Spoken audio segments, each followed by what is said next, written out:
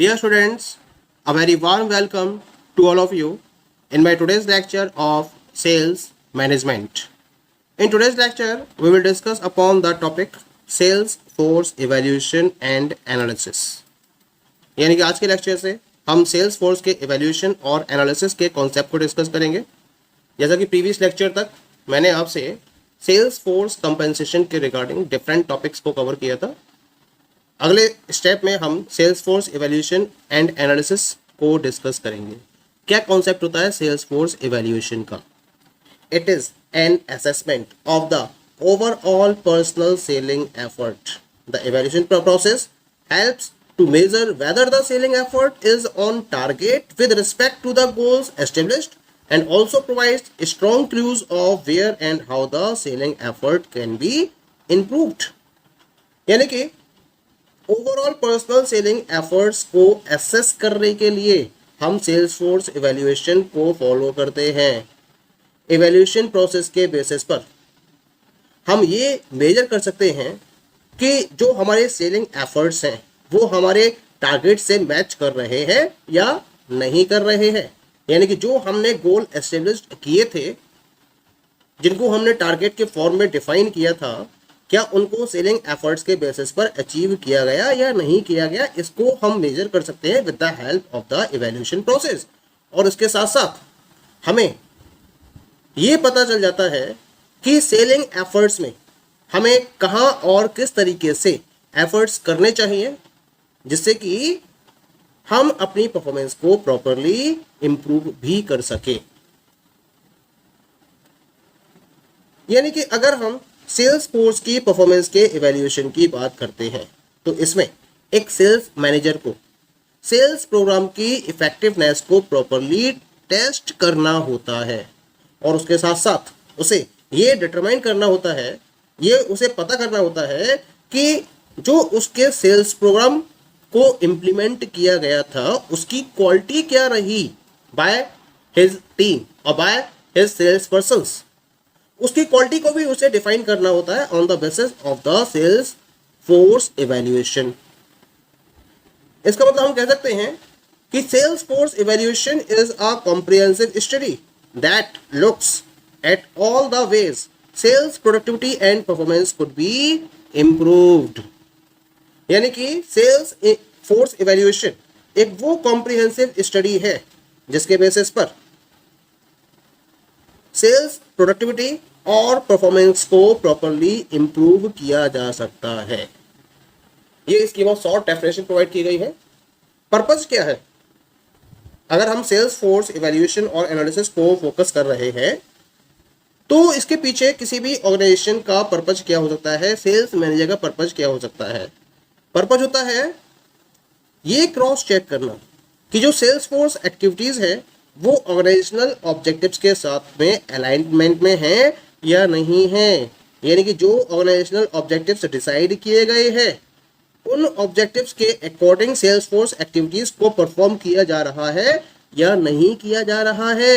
इसको cross check करने के लिए परफॉर्मेंस इवैल्यूएशन को कंडक्ट किया जाता है। इसके साथ साथ अगर आपको सेल्स फोर्स एक्टिविटीज को प्रॉपरली मॉनिटर करना हो और आपको लगता है कि इसमें आपको रिमेडियल एक्शंस लेने की रिक्वायरमेंट है तो आप इसको भी फोकस कर सकते हो। लेकिन इसके लिए सबसे पहले आपको परफॉर्मेंस को इवैल्यूएट तो करना ही होगा। इसके साथ साथ जो परफॉर्मेंस इवैल्यूएशन है उसको ध्यान में रखते हुए, यानी कि उसके बेसिस पर आपके पास जो भी रिजल्ट्स आए हैं उन रिजल्ट्स को ध्यान में रखते हुए आप फ्यूचर का एक्शन प्लान प्रिपेयर कर सकते हो अपने सेल्स पर्सोनल्स के पॉइंट ऑफ व्यू से, जिससे कि आप ऑर्गेनाइजेशनल ऑब्जेक्टिव को प्रॉपर वे में अचीव कर पाओ। Okay, so this is about the sales force evaluation. Now we will talk what are the different purposes and importance of performance appraisal और performance evaluation और सेल्स फोर्स इवैल्यूएशन। यानी कि अगर आप sales force को properly evaluate कर रहे हो, उनकी परफॉर्मेंस को अप्रेज कर रहे हो तो इसके पर्पजेस क्या है, इसकी इंपॉर्टेंस क्या है, उसको भी तो जानना जरूरी है हमें। तो वेरी फर्स्ट इंपॉर्टेंस और purpose is proper sales. because it is vital for any organization to evaluate the performance of sales force consistently and frequently so that it would be able to close deal quickly and move to the next one. क्योंकि कोई भी organisation हमेशा consistent way में और frequent वे में sales force की performance को evaluate करना चाहती है, जिससे कि उसे ये पता चल पाए कि वो कितना जल्दी और कितना क्विकली डील को क्लोज कर सकती है और नेक्स्ट डील की तरफ मूव कर सकती है। तो डील को क्लोज करने में जो टाइम कंज्यूम हो रहा है उस टाइम को मिनिमाइज करने के पॉइंट ऑफ व्यू से सेल्स फोर्स की परफॉर्मेंस को प्रॉपर्ली इवेल्युएट करना बहुत जरूरी है। Second point is that is compensation. इसके साथ साथ जब एक सेल्स फोर्स को इवेल्युएट किया जाता है तो उसके बेसिस पर हम क्या देखते हैं कि ये चेक करते हैं कि किस पर्टिकुलर सेल्स पर्सन की क्या परफॉर्मेंस रही है और उस पर्टिकुलर परफॉर्मेंस के अकॉर्डिंग उसको प्रॉपर सैलरी प्रोवाइड की जाती है, प्रॉपर बोनस प्रोवाइड किए जाते हैं, प्रॉपर इंसेंटिव्स प्रोवाइड किए जाते हैं। ये डिपेंड करता है उसकी परफॉर्मेंस किस लेवल की है, लेकिन उसकी परफॉर्मेंस किस लेवल की है ये हमें तभी पता चल पाएगा जब हम सेल्स फोर्स की परफॉर्मेंस को प्रॉपर्ली इवेल्युएट कर पाएंगे। थर्ड इंपॉर्टेंस क्या है इसकी, that is the development. Sales force evaluation के बेसिस पर हम सेल्स फोर्स को उनकी सक्सेसफुल जो कंटिन्यूड सक्सेसफुल परफॉर्मेंस है और जो उनकी स्ट्रेंथ्स है उनके रिगार्डिंग उनको एनकरेज कर सकते हैं और उसके साथ साथ उनकी इफेक्टिवनेस और प्रोडक्टिविटी को और ज़्यादा से ज़्यादा इंक्रीज कर सकते हैं। ये पॉसिबल कब होगा, जब हम डिफरेंट टाइप के डेवलपमेंट प्रोग्राम्स को रन कर रहे होंगे। तो जब आप सेल्स फोर्स के रिगार्डिंग, लेकिन वो डेवलपमेंट प्रोग्राम्स किस तरीके के होने चाहिए ये कैसे डिसाइड होगा, it is decided on the basis of the sales force evaluation. Sales force को इवैल्यूएट करने के बाद आपको पता चलेगा कहाँ कहाँ कमियां रहीं जिसकी वजह से सेल्स टारगेट्स को प्रॉपर्ली अचीव नहीं कर पाए, और इस पर्टिकुलर पॉइंट को कवर करने के पॉइंट ऑफ व्यू से आप क्या करोगे, सेल्स फोर्स के रिगार्डिंग प्रॉपर डेवलपमेंट प्रोग्राम्स को रन करोगे। तो जिस पर्टिकुलर कॉज की वजह से टारगेट्स को अचीव नहीं किया गया उसी को ध्यान में रखते हुए डेवलपमेंट प्रोग्राम्स को डिजाइन किया जाएगा। Clear? Next one is the feedback, that is very important from the point of view of any organization. क्योंकि होता क्या है, एक मैनेजर और सेल्स पर्सन के बीच में डायलॉग के फॉर्मेट को प्रोवाइड किया जाता है सेल्स फोर्स इवैल्यूएशन के बेसिस पर, और इसके बेसिस पर क्या होता है कि जो सेल्स फोर्स और जो सेल्स मैनेजर हैं इनके बीच में एक प्रॉपर अंडरस्टैंडिंग डेवलप होनी शुरू हो जाती है। जितना आप प्रॉपर्ली इवैल्यूएट करोगे परफॉर्मेंस को उतना ही सेल्स मैनेजर अपनी सेल्स फोर्स के साथ में खुद को कनेक्ट कर पाता है, और जितना ज़्यादा कनेक्ट कर पाएगा उतना ही उन दोनों के बीच में ट्रस्ट इंक्रीज होता चला जाएगा, और उसके बेसिस पर वो अपनी सेल्स फोर्स को प्रॉपर्ली कंट्रोल करने में भी सक्सेसफुल हो पाएगा। तो एक प्रॉपर फीडबैक अगर आपको चाहिए तो उसके लिए आपको सेल्स फोर्स की परफॉर्मेंस को प्रॉपर्ली इवैल्यूएट करना ही होगा। Next one is the legal compliance. It helps establish the validity of employment decisions.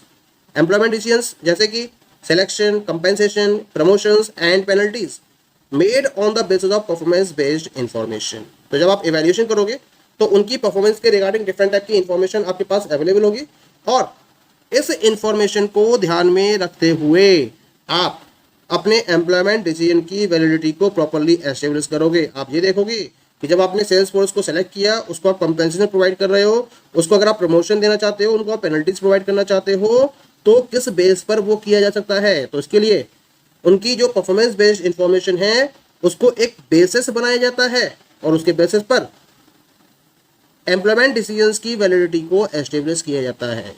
यानी कि अगर प्रॉपर परफॉर्मेंस आ रही है सेल्स फोर्स की और बेस्ट परफॉर्मेंस अगर कोई एम्प्लॉय प्रोवाइड कर रहा है तो उसके प्रमोशन के रिगार्डिंग आप डिसीजन को फाइनलाइज कर सकते हो, या कोई पर्टिकुलर सेल्स फोर्स है जो बहुत बेकार रिजल्ट्स प्रोवाइड कर रही है तो उसके लिए आप पेनल्टीज भी प्रोवाइड कर सकते हो। Clear? The sixth one is the motivation. किसी पर्टिकुलर सेल्स ऑर्गेनाइजेशन के द्वारा सेल्स इवैल्यूएशन प्रोग्राम को इस तरीके से डिजाइन किया जाता है जिससे कि टॉप परफॉर्मेंस जो टॉप परफॉर्मर्स है उनको प्रॉपर्ली आइडेंटिफाई किया जा सके, और उनकी परफॉर्मेंस के अकॉर्डिंग उनको बेस्ट कंपेंसेशंस पे किए जा सके। इससे होगा क्या, जब आप बेस्ट परफॉर्मेंस करने वाले को बेस्ट रिवॉर्ड्स पे करोगे तो उससे जो बाकी की सेल्स फोर्स है वो भी मोटिवेट होगी। यानी कि वो पर्टिकुलर एम्प्लॉय तो हाईली मोटिवेटेड होगा ही होगा, लेकिन इसके साथ साथ बाकी और जो सेल्स फोर्स है वो भी मोटिवेटेड होंगी कि उनको भी इतनी ही बेस्ट परफॉर्मेंस देनी चाहिए, जिससे कि वो बेस्ट से बेस्ट कंपेंसेशन को रिसीव कर सके, ऑब्टेन कर सके। तो एम्प्लॉयज को, सेल्स फोर्स को मोटिवेट करने के पॉइंट ऑफ व्यू से इवैल्यूएशन प्रोग्राम बहुत ज़्यादा हेल्पफुल होता है। 7th point is selecting and developing most effective sales team. अगर आपको मोस्ट इफेक्टिव सेल्स टीम को सिलेक्ट करना है, उसको डेवलप करना है, तो सेल्स फोर्स इवैल्यूएशन इसमें आपकी सबसे ज़्यादा मदद करता है।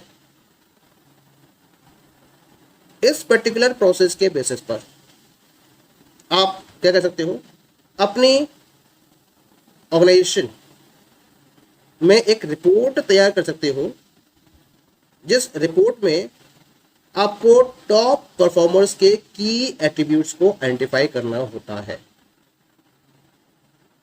ठीक है, यानी कि वो ऐसे कौन कौन से एट्रीब्यूट्स हैं जो टॉप परफॉर्मर में होने चाहिए, इसके रिगार्डिंग एक रिपोर्ट तैयार करने में ये प्रोसेस आपकी हेल्प करती है।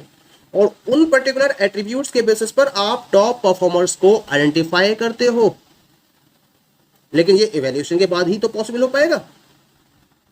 और जो रिजल्ट्स आपके पास आए हैं उनको आप एक सिंपल प्रेजेंटेशन स्टाइल में फॉर्मेट कर देते हो, और इस पर्टिकुलर प्रेजेंटेशन के बेसिस पर जो ऑर्गेनाइजेशन है वो क्या कर सकती है, प्रॉपर और मोस्ट इफेक्टिव सेल्स टीम को सिलेक्ट कर सकती है और उसे प्रॉपरली डेवलप कर सकती है, जिससे कि आज की डेट में और फ्यूचर टाइम पीरियड में प्रॉपर सेल्स टारगेट्स को अचीव किया जा सके।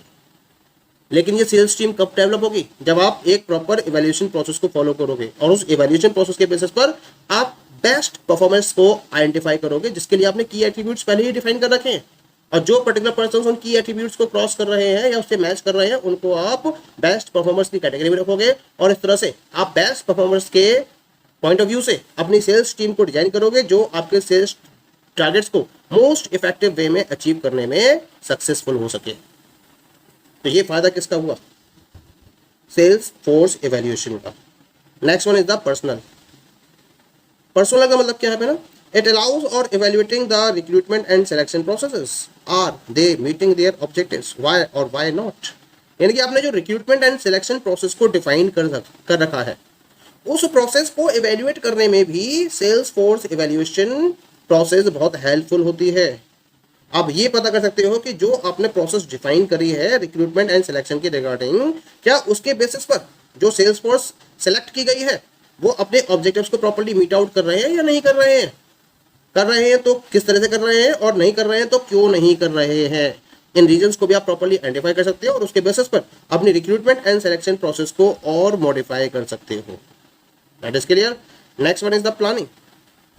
It provides information for planning such policies as employment, training and rewards. यानी कि जब आप इवैल्यूएशन प्रोसेस को फॉलो करते हो तो इसके बेसिस पर आपके पास डिफरेंट टाइप की इंफॉर्मेशन अवेलेबल होती है, और इस इंफॉर्मेशन के बेसिस पर आप डिफरेंट टाइप की पॉलिसीज को प्लान कर सकते हो। जैसे कि एम्प्लॉयमेंट के रिगार्डिंग प्लानिंग करनी है, ट्रेनिंग प्रोग्राम्स के रिगार्डिंग प्लानिंग करनी है, या किस टाइप के रिवॉर्ड्स पे किए जाने चाहिए उसके रिगार्डिंग प्लानिंग करनी है। तो इसके regarding proper information sales force evaluation process आपको प्रोवाइड करती है। Next one is the promotion. इस पर्टिकुलर प्रोसेस के बेसिस पर आप ये डिटरमाइन कर सकते हो कि किस पर्टिकुलर पर्सन सेल्स पर्सन को प्रमोट किया जाना चाहिए और किन्हें प्रमोट नहीं किया जाना चाहिए। And the last one is that is the training. It indicates training areas needed. यानी कि आपको पता चल जाता है कि वो कौन कौन से एरियाज हैं जहां पर सेल्स फोर्स को प्रॉपर ट्रेनिंग प्रोवाइड की जानी चाहिए। ये भी आपको सेल्स फोर्स इवैल्यूएशन के बेसिस पर प्रोवाइड की गई इंफॉर्मेशन के बेसिस पर पता चल जाता है। तो इस तरीके से हम देख रहे हैं यहाँ पर कि ये डिफरेंट पॉइंट्स हैं जो डिफाइन करते हैं कि किसी भी पर्टिकुलर सेल्स ऑर्गेनाइजेशन में सेल्स फोर्स अप्रेजल या सेल्स फोर्स इवैल्यूएशन की रिक्वायरमेंट क्यों रहती है। Okay, thank you.